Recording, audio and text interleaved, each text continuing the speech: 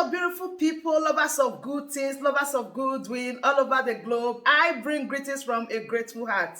Good morning, good afternoon, and good evening, depending on your time zone. Thank you so dearly for always supporting this platform. I really do appreciate. In case you are hearing our voice for the first time, or you are coming across us for the first time, we still remain your one and only Progress News, giving it to you back to back. Remember, in this platform, we react to all videos, and your opinion is highly needed. So sit back, watch this video, and nke a nke abụọ m na-ekwu okwu na igwe okwu taa n'Igbo ka m ga-eji ekwu okwu a. Ndị m na-agwa okwu abụla sọ ndị Biafra, ndị mụ na ha nọ na-ata afụ na-achọ maka Biafra.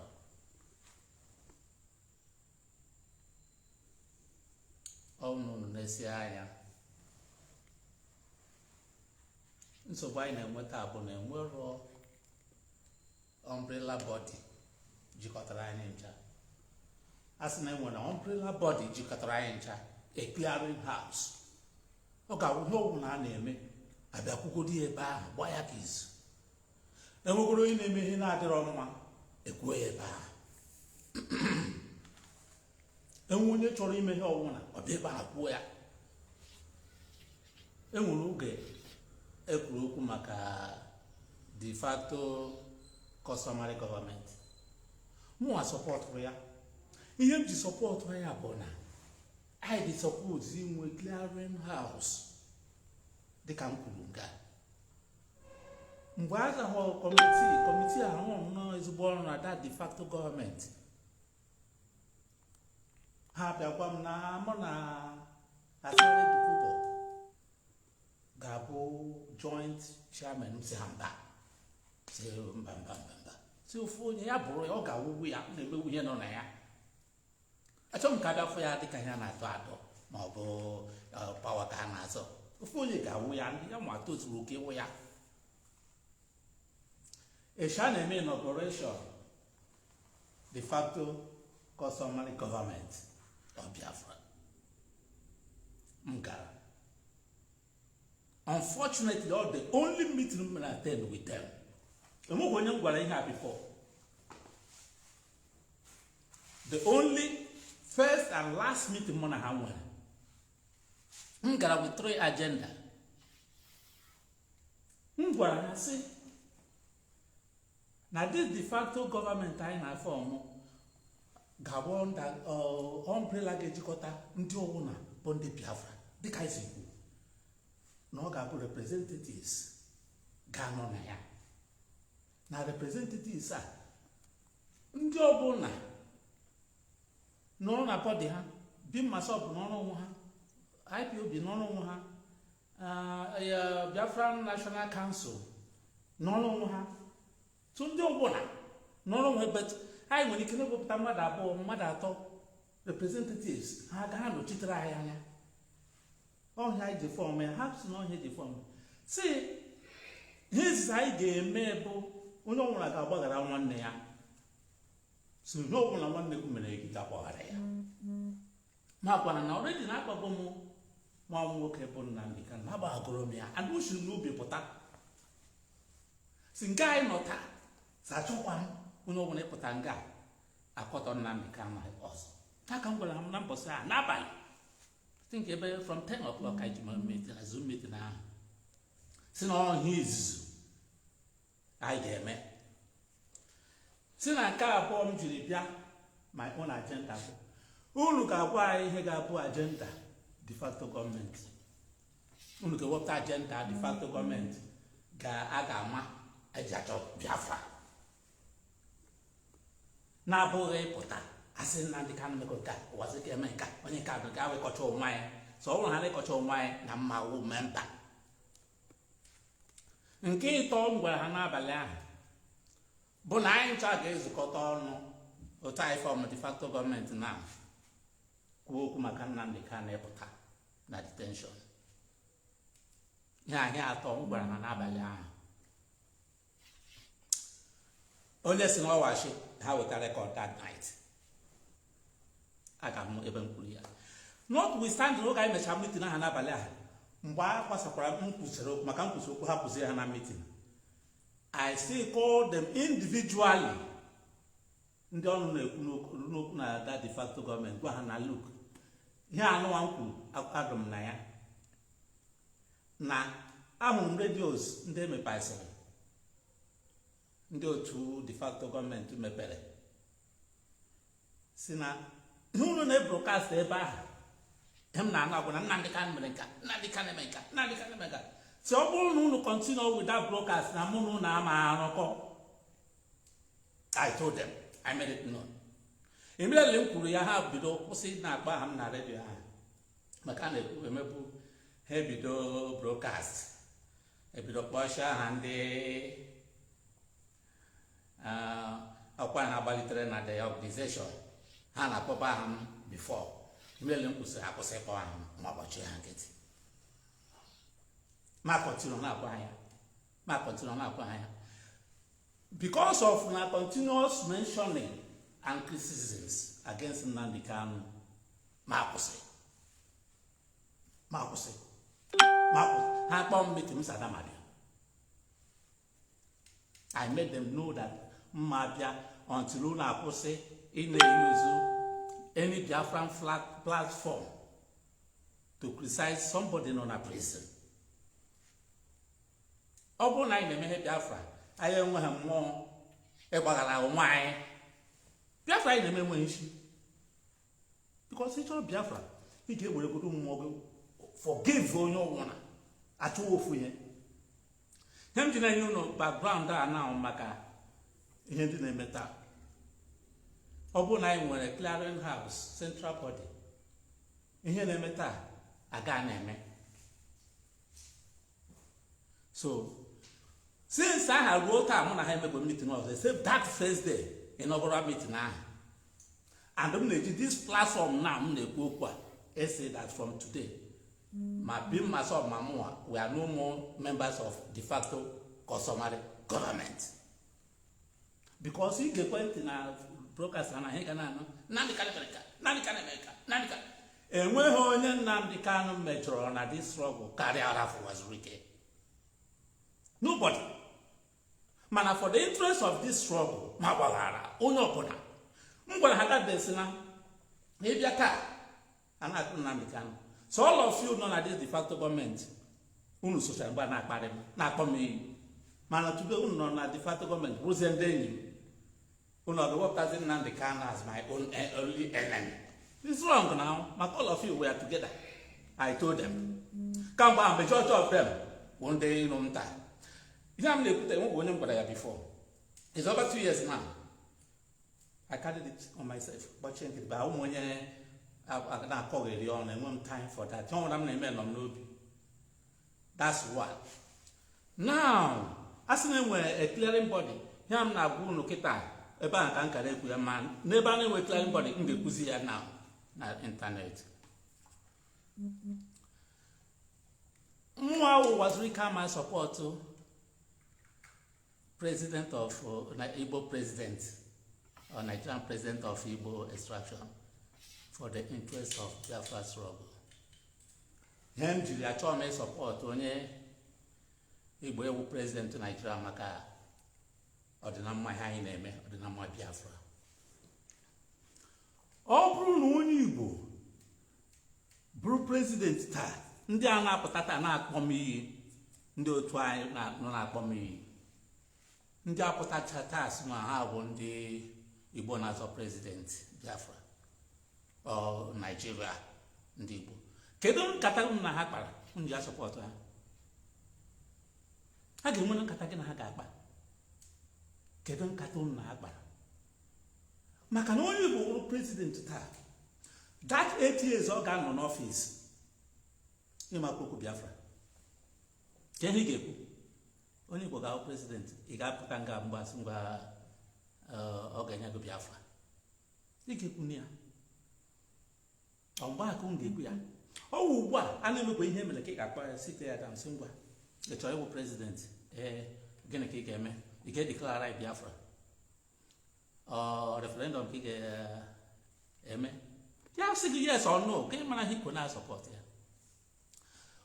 why ha achọ ha ịbịa ha ma ajụjụ m ga-ajụ ha onye ndị sị ha bịa ka ndị unu na abroad n'ofesi unu nọ ebe ahụ ha bịa nga ma ale ha anya nso a support ọgazi Igbo president gịnị ka ị ga-eme ị ga-edeclare Biafra ya sị yes or no because ha na ha support anyị mma nọkọta sa ma support onye Igbo ewu president na nwe ihe mụa anọ na 23 years na this struggle perhaps the longest before m na-ahapụ the struggle ma akwụ aka a ga-enwe ihe m ji n'aka wetara m Biafra ahụ onye Igbo chichakwana 8 years ahụ ma onye gị Biafra ọwa onye Awụsa bụ iche echi gị sị chọrọ Biafra that's it, eh? Oh, your brother just left yesterday, no give you Biafra. Now you want me to give you Biafra. So you are using this here Biafra for wayo. Oh, him did not June. Didn't put na Uwazurike Menenka, or the Lego Menenka. A leg no bill night house support Igbo president. Oh, when I put I said, okay, what? I just a Igbo president. I had to Biafra. Hey, I don't know when I said. Ngwa to attend o Israel no more Biafra ya chọrọ gba Igbo president ma Igbo win no ma Igbo win no more Biafra ma nya president ma win ma onya ga nya president ma onya no more Biafra ai ekpokọrọta ya mana ọ bụrụ na nke ai ga support maka na ọ onye Igbo ka Igbo chia Igbo ha na-achị mgbe ahụ ya chichakwa na ma onye ngo Biafra kemgbe ị ga-enweta Biafra ọ ya chịcha ma onye Biafra echi gị onye ọzọ chụkwa onye mba ọzọ chụkwa ịsị mbara ụgbọ anyị chọrọ Biafra ka ihe ga-eme nke ọnwụ na nwatakịrị na-ebe na-atụ aka ma nne ya nọ ya nna ya nọ ya enwe onye ga-amụ nwa ya mụcha ya chọkwa ka o gbuo nwa ya ahụ o teela m tawara ahụhụ na ihe mma nọkọta as a lawyer ụmụaka m kụziri ọrụ na practice ka awụsị Senior Advocates of Nigeria ọtụtụ ndị friends ụmụsị ndị ministers na all these things some were ambassadors mana m lụzichara all these things because of the struggle so m na-eme ihe na-aga ije ebe m na-aga enwe ihe nọ ebe ahụ enwe ihe m chọrọ epụtasị na ị chọrọ nka ị chọrọ nka ị chọrọ nka a na-akpakwa ya akpa onye na-asọpọtụ ị chọrọ ka ọ wụrụ kedu onye na-abịa ha mgbe gị na ya ga-ekpọ nkata mgbe ọ gwụziri ka gị ga-agwa ya ọ ga-eme ọ ugbu a ka ị ga-ejisie ya ike sị ngwa ịchọrọ ịbụ prezident ọkwa ya kedu ihe ị ga-emekwere na ị ga-enyekwa ihe ka anyị chọrọ ha chọrọ Biafra ịchọrọ Igbo prezident anyị nyere ka aka ịwụrụ Igbo prezident of Nigeria kekwanụ ka anyị ketara ị ga-enyekwa anyị Biafra ka ị ga-esi enye anyị ya ka ọ jụrụ anyị anya ọ bụrụ na ha bịa tomi bịa n'ofesi ebe ahụ unu na ha kpa nne ya udo ga dị ha ekwe na sọpọtụ onye m si ka m gwa unu ihe ha na-eme onye ihu pịa bi mma sọpụ na IPOB adịghị na mma ịbụ na IPOB n'onwe ha adịghị na mma Defaco gọọmenti na bi mma sọpụ adịghị na mma ndị ọka anyị ga-esi enweta Biafra ọ manyere anyị aka agwala m unu mbụ ihe niile anyị mere enwere isi ihe niile anyị gasaga ihe agasaga a na-ekwusi n'okwu maka ndị ụmụnna ya na-egbu egbu enwere nwa agbọghọbịa nọ na taa na-ekwu okwu mmadụ onye onye ahụ bụ na-akpọ m iyi na-asị na Uwazurike ya dị ashamed of me. Don't worry, don't be ashamed of me. Ma ịghọta taa ma ọ bụ echi ga adịsị ashamed of me. Enwere ebe m na-aga ọ na-asọsọ na ndị Biafra na-egbu nna ha ajụ ese ha na ndị Hausa egbuo nna ma ha mara m nye ha ego. Ịmakwa na ndị bi mma sọba na-egbu ka ndị IPOB na-egbu. Ama m na amara ma ndị otu anyị na-egbu ma ndị otu anyị ole nọ n'ụlọ ha na-arahụ akwa aka sepụta ha si na anọ n'igwe onye Biafra ya sị mba ụkwa ya sị ọkwụ nwa bifo a na-erule ebe ha na-eregbu ụlọ ya. Do you know? Iche na ọsọ IPOB ka na-egbu amama nwaanyị ahụ kwara onye Igbo sef ha wish na onye kwanụ ihe m na-ekwu because adịghị m ready to asụ nwaanyị na bekee. ịma ndị otu anyị ole egburu na ndị bi masọ so unu na gụnụ che na ọsọ ndị IPOB na wow onye ọbụla even na IPOB enwere mgbe m kwuru okwu last time si ndị IPOB jikọta na onwe n'aka. I don't know ihe nsogbu niile a na-enwe ndị anọ iche ndị adị iche ndị anọ iche a na-egbu isi ndị Igbo. ESN unknown gọọmenti a na-egbu ke ndị a na-egbu ndị Igbo. Ndị amị ndị polisi a na-egbu isi ke ndị a na-egbu ndị Igbo. Ọ ka anyị ga-esi enweta Biafra gịnị ụmụ gị ajụjụ.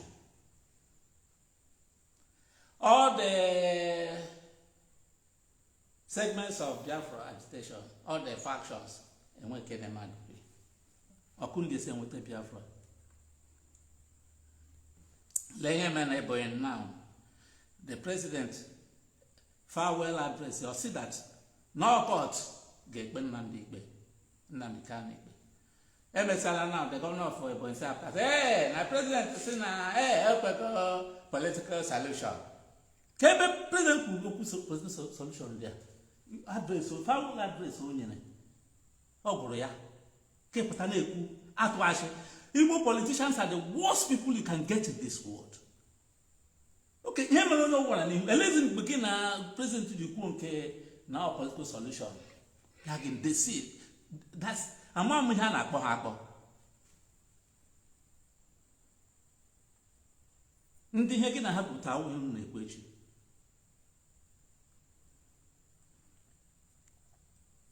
Ọhụrụ onye ọbụla ga-ajụ onwe ya ajụjụ. This our brother neighbor Nnamdi Kanu. No sokwara ya mee ọ wee Biafra. Onye ọbụla suppose ịlaba aga n'eche.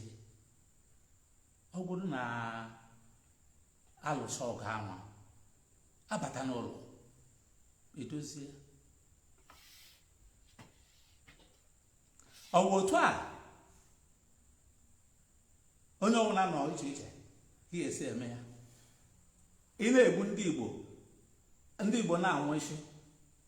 Kedu ihe iche na nwere ihe omenute onye Hausa na onye Fulani enweghị omenute onye if not like ka a na-egbu isi ndị Igbo. Ọ bụ na na-close the whole market every day. Enweghị omenute ma ọhịa ha chọrọ ka economy anyị daa n'ala. Kedu ka anyị esi enweta ya? Some people pụta ha sị hey yes ọhịa ka ewute ha ka ewute ha ka eji ma na ọ na-ewute ha ha na-eme n'ala Igbo.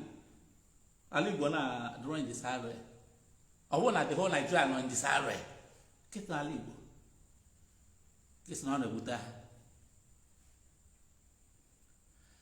Enwere mgbe m gwara unu okwu sị na mma pụtakwa ọzọ na criticize ihe IPOB na-eme. Anka mgbe m kwuru ya unu ọnụ m ana m apụta ekwu ngwa ha anaghị okwu m take it tie na bank.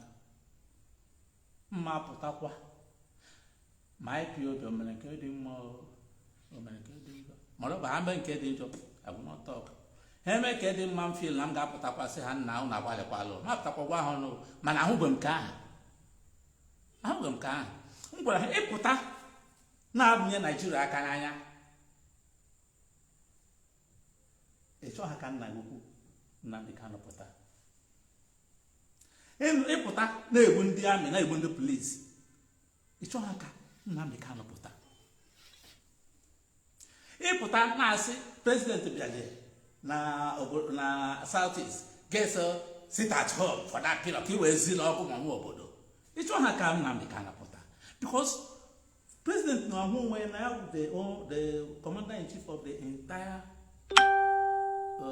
Nigeria. Gị pụta na-asị ya onye ọbụla nọ n'ụlọ ya na-afịa so na gụnwa ozi gị nwa ebe a okay fine mgbe onye isi ga ya pụtawanụ ọha ọma ka ị megere onwe gị. Onye ọma ka ị na-eme onye na-akpọlishi onye ha n'ebe ahụ He na-eme maka na ọgwụgwụ nwa n'ebe ahụ ị gaa na-eme ya so ọ bụghị ọma ka ị na-emere ya ọhịa na-egwuta m na ndị dị sọpoz ịma ihe a na-akọ ama ihe a na-akọ ọ na-egwuta m ọhịa onye ọbụla bụ onye na-azọ nwere onwe kpọrọ onwe ya Biafra dị sọpoz n'ebe anya jụọ onwe ya ajụjụ jiri jụọ onwe gị ajụjụ sị ya na-eme na ọ ga-enye anyị Biafra kedu ka ọ ga-enye anyị Biafra ị chọrọ ịpụtazi ugbu a ị chọrọ ikwu okwu Biafra again chọzi ịnọ na Biafra ị chọrọ ịzọ Nigerian president ị chọrọ ịsọpọta ha ewuzi agents onye ahụ na-awụrụ agent ugbu a kedu nkata gị na ya kpara gbasara nwere onwe kedu ashọransị o nyere gị na 8 years ahụ ọ na-anọ ọ ga-enye gị Biafra ọ ga-enye gị referendum ka ihe ọ ga-enye gị nye ahụ o kwere gị nkwa unu edekwere ede China iji asọpọtụ ya ị na-asọpọtụ ya for nothing marakwa na ya wụ president ahụ echi gụnwa the first target ọ ga-egbu